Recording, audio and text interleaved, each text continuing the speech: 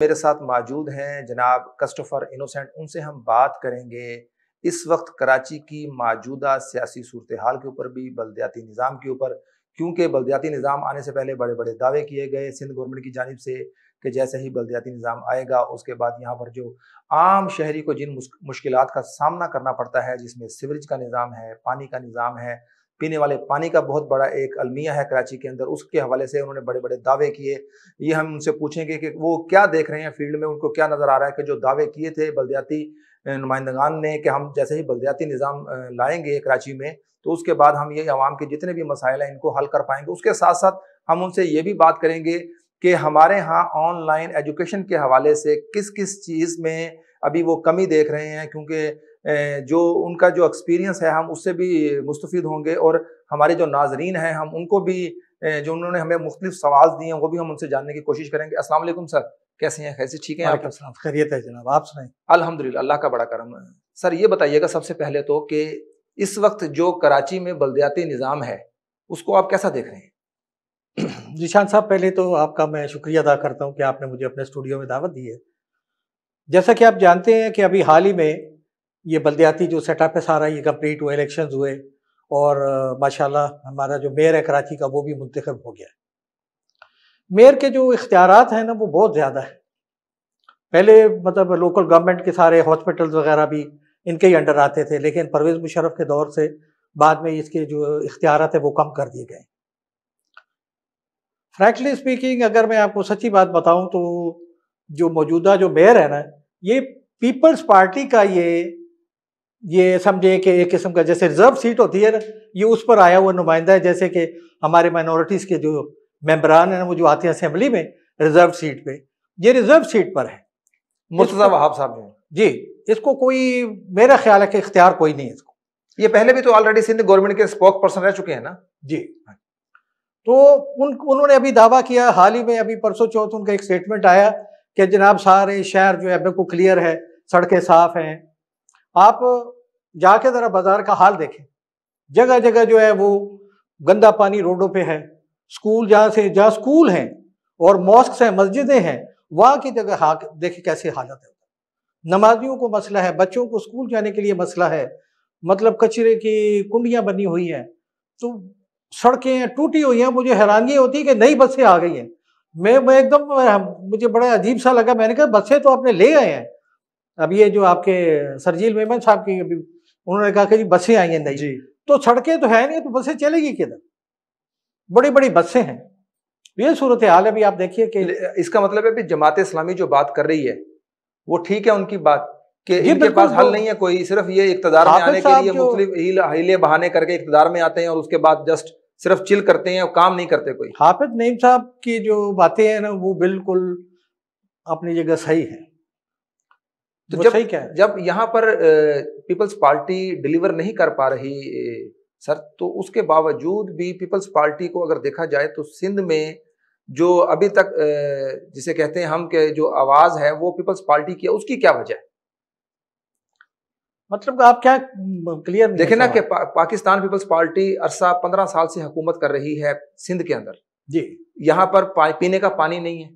जमात इस्लामी ने बार बार, हाफिज साहब ने कहा कि पीने का पानी नहीं है जी। जब पीने का पानी नहीं है साफ मुहैया आपके पास जी बिल्कुल, तो बेसिक चीजों में से आपका सबसे पहले पानी आता है, वो कराची में अवेलेबल नहीं है।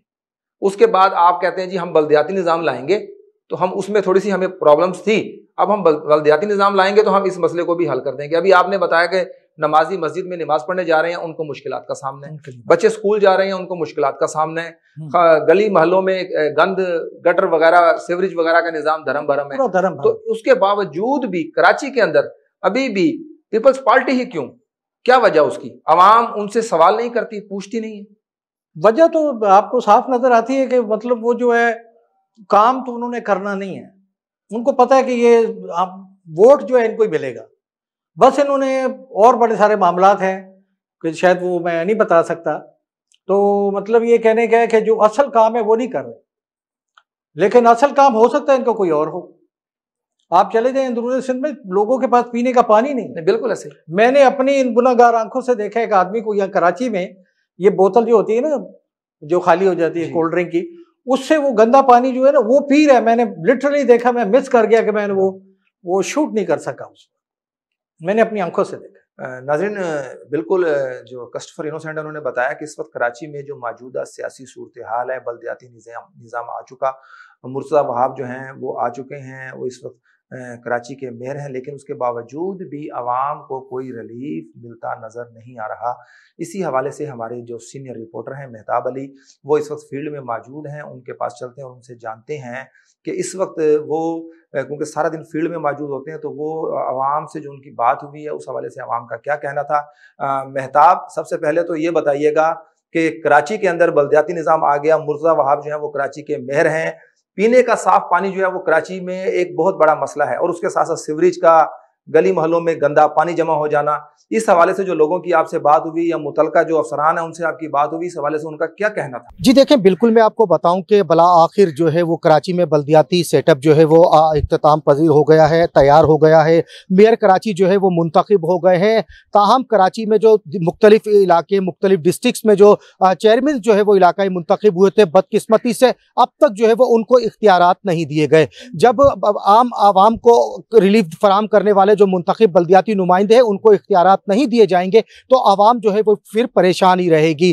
कराची में जो है वो बड़ी मुश्किल के बाद जो है वो बल्दियाती स्ट्रक्चर जो है वो तैयार किया गया, बल्दियाती निज़ाम को जो है वो लाया गया और कई तबाहाल कराची की जो है वो खिदमत का जो है वो फैसला किया गया, मगर अब तक इख्तियारात नहीं दिए गए, जिसकी वजह से अब भी जो है वो कराची की तमाम गलियां, तमाम शाहराएं, तमाम सड़कें, तमाम महल्ले जो है वो गंदे पानी, गटर और कचरे में जो है वो अटे हुए हैं। इसके साथ ही कराची के जो शहरी हैं वो पीने के साफ पानी से भी महरूम है। आए रोज़ कराची के मुख्तलिफ इलाकों में जो है वो आवाम की जानिब से पानी, गैस और बिजली के लिए जो है वो एहतजाज का सिलसिला भी जो है वो अरूज पर है। गुज़िश्ता रोज़ जमात इस्लामी की जानिब से वाटर बोर्ड के हेड ऑफिस के बाहर जो है वो एहतजाजी मुजाहरा किया गया, जिसमें जो है वो हज़ारों की तादाद में जो है वो लोग शरीक थे, जिनका मुतालबा था कि कराची के शहरियों को साफ और शफाफ जो है वो पीने का पानी फराम किया जाए।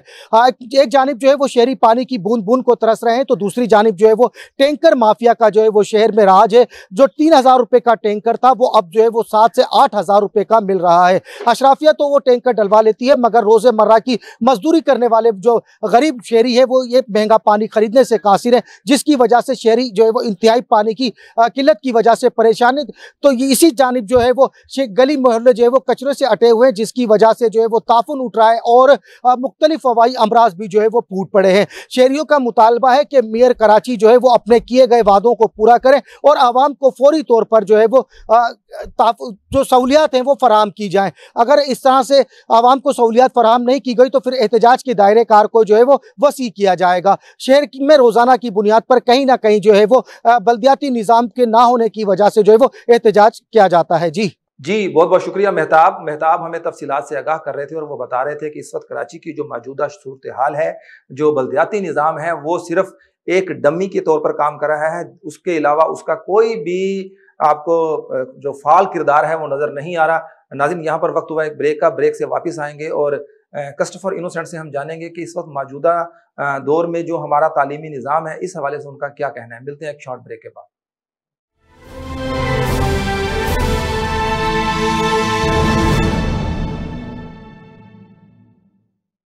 वेलकम बैक नाज़रीन। ब्रेक पे जाने से पहले हमारी बात हो रही थी मेहताब हुसैन से, वो हमें तफसीलात से आगाह कर रहे थे इस वक्त कराची की मौजूदा सियासी सूरत हाल के ऊपर भी और उसके साथ साथ जो बल्दियाती निज़ाम है कराची उस हवाले से भी। सर ये बताइएगा कि इस वक्त मौजूदा जो सूरत हाल है एजुकेशन की, क्योंकि आप उसी से वाबस्ता हैं, तो उसको आप कैसा देख रहे हैं? क्या उससे मुतमईन है आप? इस वक्त जो पाकिस्तान में एजुकेशन के हवाले से जो तालीम हमारे बच्चों को दी जा रही, आप उससे मुतमईन हैं? निशांत साहब, हमारा जो एजुकेशन का निज़ाम है ना, ये एक बहुत ही बेहतर और अच्छा निज़ाम है। आप देखिए एनईडी से जो यूनिवर्सिटी से एनईडी से जो इंजीनियरिंग करता है उसको पूरी दुनिया में उसको एक्सेप्ट करते हैं। हमारा मसला किधर है कि हम प्राइमरी लेवल पे मैट्रिक पास टीचर रखे हुए हैं, ठीक है। यूनिवर्सिटी में आपने मास्टर्स डिग्री की हुई है, वो कर पढ़ा रहे हैं जो यूनिवर्सिटी कॉलेज लेवल में, लेकिन इसमें जो ग्रास रूट लेवल है जहाँ से ये बच्चे की जो ग्रूमिंग होती है, ग्रूमिंग होगी, हाँ, बेस जो है ना वो बड़ी कमजोर है। इससे बड़ा नुकसान हो रहा है।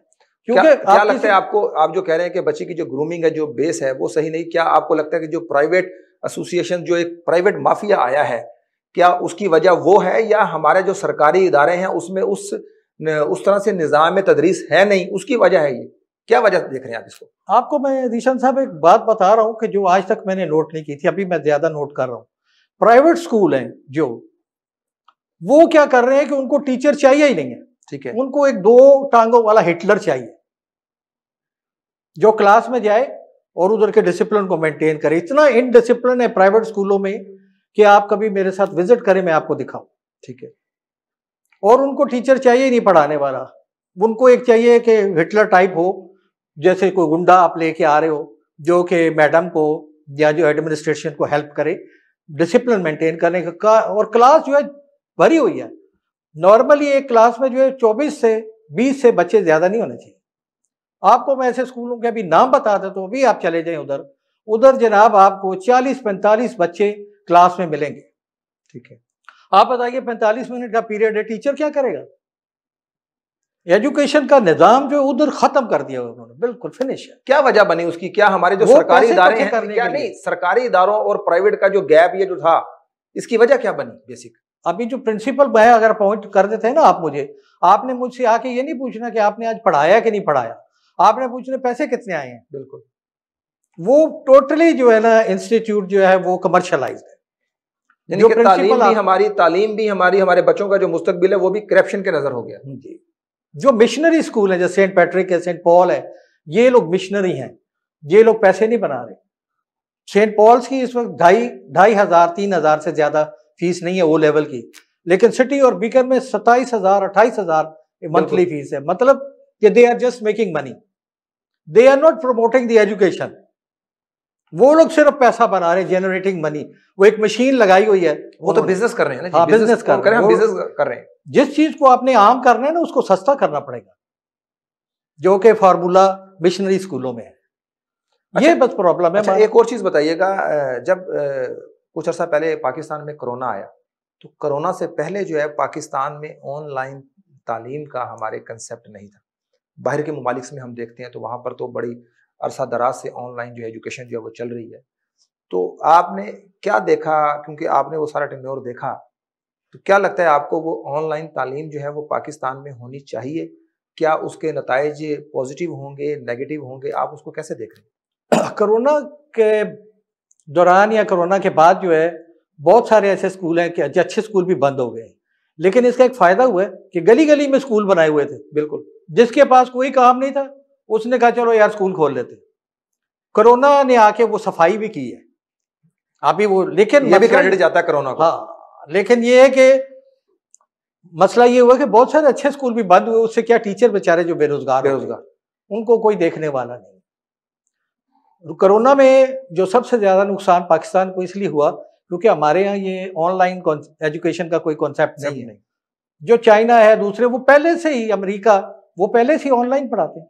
उनकी प्रैक्टिस है, इससे पहले प्रैक्टिस थी उनकी। जी, उनकी प्रैक्टिस हुई थी। जब हमें क्या हुआ, पहले तो 1 महीना बंद रहा कॉलेज, बाद में उन्होंने कहा जी ऑनलाइन क्लासेस होंगी। होते होते होते जूम आएगा, ये ऐप आएगी, वो आएगी, करते करते करते हम लोगों ने पता नहीं कितना टाइम जाया कर। अच्छा, क्या आपको लगता है कि जो ऑनलाइन क्लासेस हुई हमारी कोरोना के दौरान, देखने में जो रिसर्च हुई उसके ऊपर आया कि हमारे जो नई नस्ल है उन्होंने उसको पॉजिटिव वे में कम लिया, नेगेटिव में ज्यादा लिया? क्या कहेंगे, इसी तरह से है या उनके जो रिपोर्ट्स है वो गलत है? पॉजिटिव था बहुत। अभी मैं तो सिटी स्कूल के सिस्टम में काम करता हूँ, तो द सिटी स्कूल जो है वो इस वक्त जो प्राइवेट ऑर्गेनाइजेशन है उनमें नंबर 1 पे जा रहा है, पूरी दुनिया में ब्रांचेज है। तो हमारे पास तो जदीद निज़ाम था।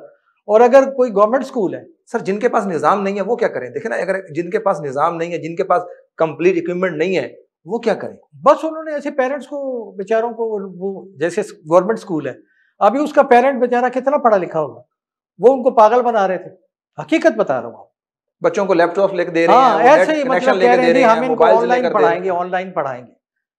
लेकिन आपको मैं एक बात बताऊं कि स्कूल का टीचर जो है ना वो गवर्नमेंट स्कूल में ही होता है, प्राइवेट स्कूल में टीचर नहीं होता। मैं आपको कह रहा हूँ कि नर्सरी में, प्राइमरी में जहाँ के बहुत ज्यादा अच्छे टीचर होने चाहिए, वह matric pass, inter pass teacher पढ़ा रहा है, जिसको भी खुद पढ़ने की जरूरत है।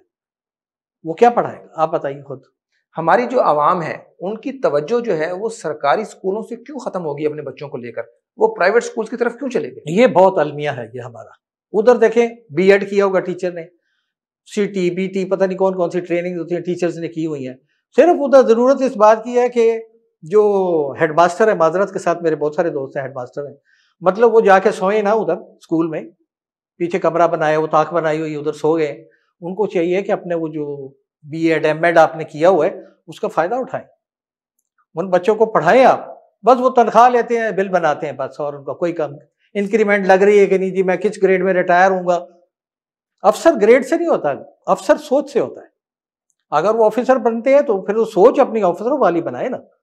ग्रेड उनका 18 है 20, लेकिन आप देखेंगे तो ये जस्ट नो मैन जैसे होता है ना, क्योंकि वो उनको अंदर कोई उनके सामने मिशन नहीं है, कोई उनके मकसद नहीं। तो इसमें फिर गवर्नमेंट का तो कोई कसूर ना हुआ? नहीं, गवर्नमेंट का तो तो कसूर है ना। आप जो सेक्रेटरी है हमारा एजुकेशन का या डायरेक्टर एजुकेशन है, वो तो अपने कामों में लगा हुआ है ना, वो आपको पता है कि उनके क्या काम है ना। लेकिन देखें, गवर्नमेंट तो प्रॉपर उनको सैलरीज दे रही है, जो मराहत हैं वो दे रही है, टीचर्स को भी, प्रिंसिपल को भी दे रही हैं। अब अगर सेक्रेटरी एजुकेशन जो है वो जाके प्रॉपर चेक एंड बैलेंस नहीं कर रहा, चीज़ों को नहीं देख रहा, एक स्कूल का जो हेड है वो प्रिंसिपल होता है, और वो प्रिंसिपल ही अगर वहाँ पर बच्चों को जाके प्रॉपर नहीं पूछ रहा, और जो उनके टीचर्स हैं उसके जो सबॉर्डिनेट्स हैं वो उन्हें जाके ब्रीफ नहीं कर रहा, उनको चेक एंड बैलेंस नहीं कर रहा, तो इसमें हुकूमत का तो कोई कसूर ना होगा ना। इसमें तो हमारे जो एजुकेशन डिपार्टमेंट है उसकी तरफ से फॉल्ट हुआ। हुकूमत का कैसे कसूर नहीं है जी, बत कैसे? आप पूरे ऑर्गेनाइजेशन के आप इंचार्ज हैं, डायरेक्टर हैं, आपको सारी जिम्मेदारी तो आपकी। सर पर एक सरबराह के ऊपर सारी जिम्मेदारियां डाल देंगे तो जहरी सी बात है, अगर सब लोग अपना अपने काम नहीं करेंगे जो उनके हैं जिम्मेदारी, अपने काम नहीं तो कैसे मुमकिन होगा? वो अपना काम नहीं कर रहे ना। जो मिनिस्टर एजुकेशन का है उसको आप जाके मिलना चाहें ना, तो अगर आप अपना विजिटिंग कार्ड भेजेंगे ना, वो मिलना नहीं पसंद कर रहा, वो कुछ और काम कर रहा है, एक्चुअली काम कुछ और हो रहा है। ये सियासी मसला है, यानी कि हमारे बच्चों के जो मुस्तकबिल है वो भी सियासत के नजर है। हमारे जितने भी मसाइल है सारे सियासी मसाइल है। आप बताइए कि पेट्रोल की जो जिस दिन कीमत बढ़ी है जी 20 रुपए, लोग बिलबिला उठे, रो पड़े हैं, इवन दे क्राइड, आंसुओं से रोए हैं। अब वो क्या करें? वो पूछते हैं, मैं गया था एक जगह, मिला कुछ पेट्रोल पंप पे, उधर से आपने पेट्रोल बढ़ाया, दूसरे दिन आपने बिजली बढ़ा दी। लोग जो है ना खुदकशी नहीं करेंगे तो अभी क्या करेंगे आप? वो क्या करें? लेकिन पंप्स पे जाके देखिए अभी भी रश लगा है, बाइक्स का, गाड़ियों का अभी भी रश लगा है, लोग पेट्रोल डलवा रहे हैं, निजाम जिंदगी चल रहा है। हाँ, तो सारे हमारे जो नहीं पड़ा सियासी मसाइल है ना, वही हमारे समाजी मसाइल है। नाज़रीन, ये बहुत बड़ा अलमिया है हमारे लिए कि हम, क्योंकि कहा जाता है कि जिस तरह की आवाम होगी उस तरह का ही आपके ऊपर हुक्मरान जो है वो मुसल्लत किया जाएगा। देखें, चंद दिन पहले जो है वो 20 रुपये पेट्रोल बढ़ाए गए, 7 रुपये कुछ पैसे जो है वो बिजली का यूनिट बढ़ाया गया। आप अभी भी बाहर निकलें, देखें होटल्स भरे हुए हैं खाने के लिए, आप पंप्स पे जाएं, गाड़ियों की, बाइक्स की लंबी कतारें लगी हुई हैं। फिर हम ये कसूर कहते हैं कि गवर्नमेंट का है कि गवर्नमेंट जो है वो महंगाई कर रही है।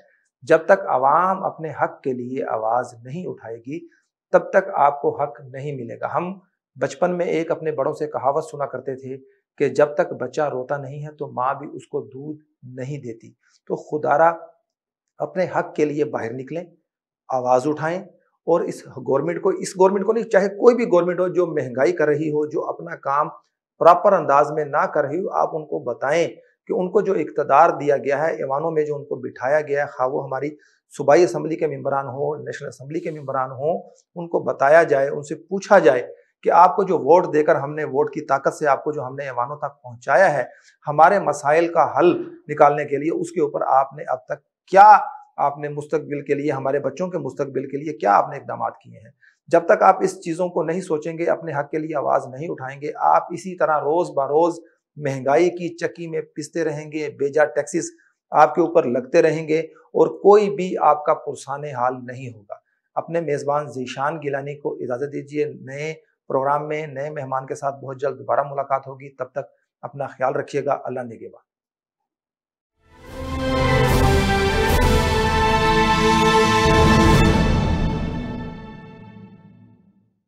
इंपोर्ट के कागजात होते हैं, बिल ऑफ लैडिंग होता है, कस्टम के हम डॉक्यूमेंट्स मांगते हैं तो वो भी होते हैं, क्योंकि अब उनको ये पता चल गया है कि भी अगर ये डॉक्यूमेंटेशन होगी तो हम सेफ हैं, अगर नहीं होगी तो डेफिनेटली डिपार्टमेंट जो है वो accordingly as per law, as per policy वो एक्शन लेगा। तो फिजिबल तो है। अब देखें ना, अब हम एक डीलर को या एक कंपनी को लाइसेंस देते हैं, उसको कहते हैं भी ये आपके पैरामीटर्स हैं, इनकी आपने रिक्वायरमेंट करनी है। तो अगर फिदा साहब वो बाकी सारा अरेंजमेंट कर सकता है तो छोटी छोटी जो चीजें हैं या डॉक्यूमेंट्स हैं, मसलन एग्री ग्रेजुएट्स की हम डिग्री कहते हैं ये वेरीफाई करवानी है, अब वो वेरीफाई हो रही है, मतलब काम तो हो रहा है। ये ऐसी कोई बात नहीं है कि जी कि ये कहें कि ये मैनेज नहीं हो सकता या बहुत इम्पॉसिबल काम है। ये बड़ा इजी काम है।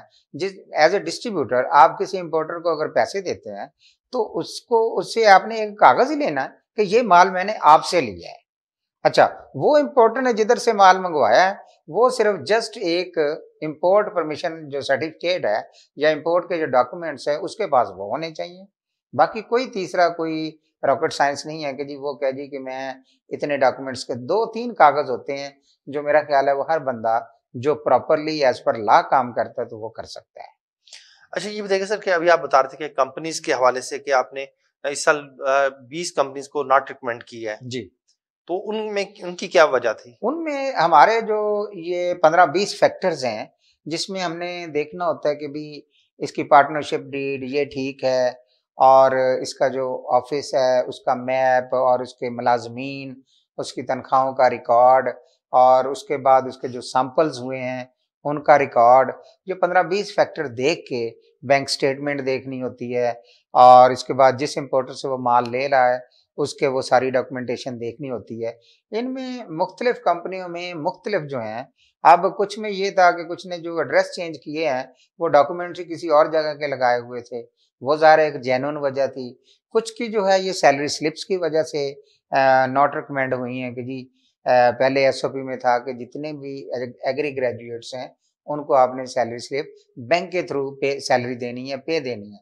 अब तो चूंकि मामला कोर्ट में है तो अभी वो स्टेटस को में है, वो रोका हुआ है। अब जो नई सिर्फ कंपनियां आ रही हैं तो उनको हम कर रहे हैं ताकि न्यू बंदे जो हैं उनका लॉस ना हो। वो अगर करवा लें, कल को हाई कोर्ट का फैसला जो भी आता है वो सबके लिए लाजम होगा कि उस पर अमल करें। बिल्कुल सही। तो सर उसके बाद ये बताइएगा कि अभी जो कंपनीज के हवाले से हम बात कर रहे हैं कि जो कंपनीज ओनर्स हैं उनका कहना ये कि महकमा जो है कि उस हवाले से उनके जो आप चेक करते हैं कि क्वांटिटी पेस्टिसाइड डिपार्टमेंट चेक नहीं कर सकता, पेस्ट वार्निंग वो अलग से डिपार्टमेंट है वो चेक करेगा जी। इस पे भी कोई कोर्ट का ऑर्डर है, कोई जी मूव जी, कर रहा है? इसमें एक 1999 में एक सिविल कोर्ट का एक उस केस के हवाले से वो लिखा हुआ है इन दी प्रेजेंट केस, उस केस के हवाले से अब पता नहीं उस इंस्पेक्टर ने कौन सी वायलेशन लगाई है। हमारे ये है कि लेबल के ऊपर 15-14 चीजें हैं जो उसने लिखनी होती है। उसमें तीसरी चीज जो है वो है नेट कंटेंट्स। अब देखें फिदा साहब, एक नेट कंटेंट्स में लिखता हूं कि इसके अंदर 500 ml है। अब मेरे पास तो या जिम्मेदार के पास, अभी आपने जिम्मेदार की इस्तेसाल की बात की जी, है, बिल्कुल, या डीलर के पास तो कोई ऐसा पैमाना नहीं है।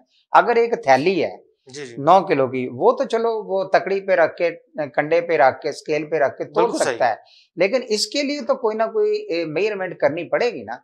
दूसरी बात ये है कि मैं एज ए डिपार्टमेंट रिप्रेजेंटेटिव जब हम प्लांट को इंस्पेक्शन करने के लिए उसको रजिस्टर करते हैं, फिलिंग प्लांट को, पैकिंग प्लांट को, तो वहां पे हम उसकी कैलिब्रेशन देखते हैं। कैलिब्रेशन का मतलब ये है कि भाई अगर इसने नोजल 500 ml पे सेट की है तो क्या इसकी नोजल इसमें 500 ml डाल रही है। फिर हमारा एक सेक्शन है 16 जो ये कहता है कि कोई भी ऐसी इंफॉर्मेशन जो इसके अंदर है वो उससे तजाद नहीं करनी चाहिए जो आपने लेबल पे रखी है। तो फिर हाउ इट इज पॉसिबल कि हम उसको देख नहीं